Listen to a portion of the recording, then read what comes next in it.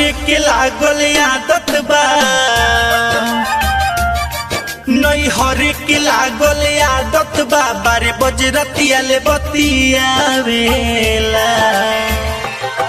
जब ले नैयरवा फोन करे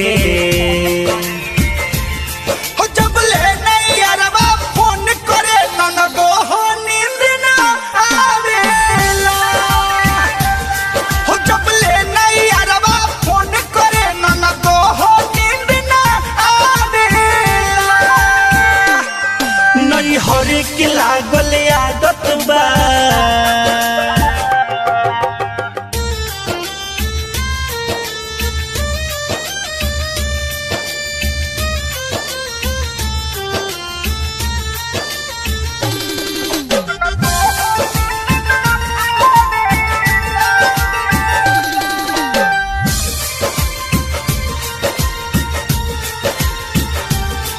कितना प्यार करे हमसे जितना बतलाई कम बा हम उतने चाहिए ओकरा के कहे में काथी शरम बा हम भूला न पाइले ओकरा के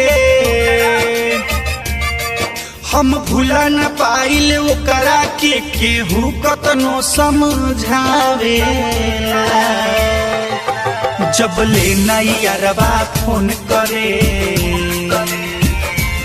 हो जब ले नैयरवा फोन करे ननदो हो नींद ना आवेला हो जब ले नैयरवा फोन करे ननदो हो नींद ना आवेला नैहर के लागल आदत बा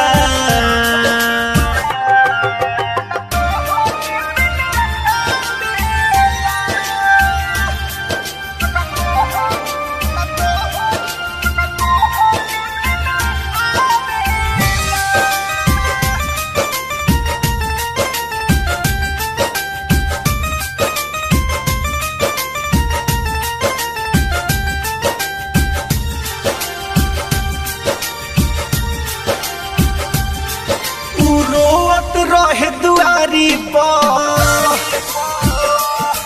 हम आवत रहनी गाड़ी पर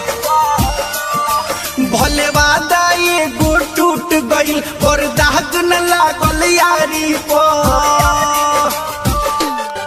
कृष्णा जी आहे मंत बिना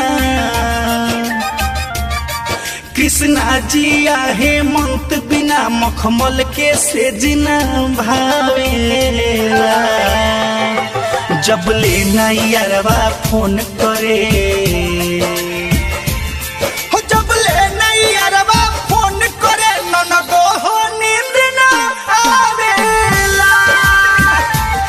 हो जब ले नैयरवा फोन करे ननदो हो नींद ना आवेला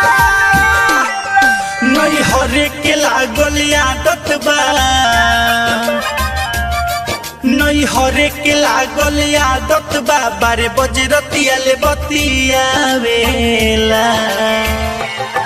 जब ले नैयरवा फोन करे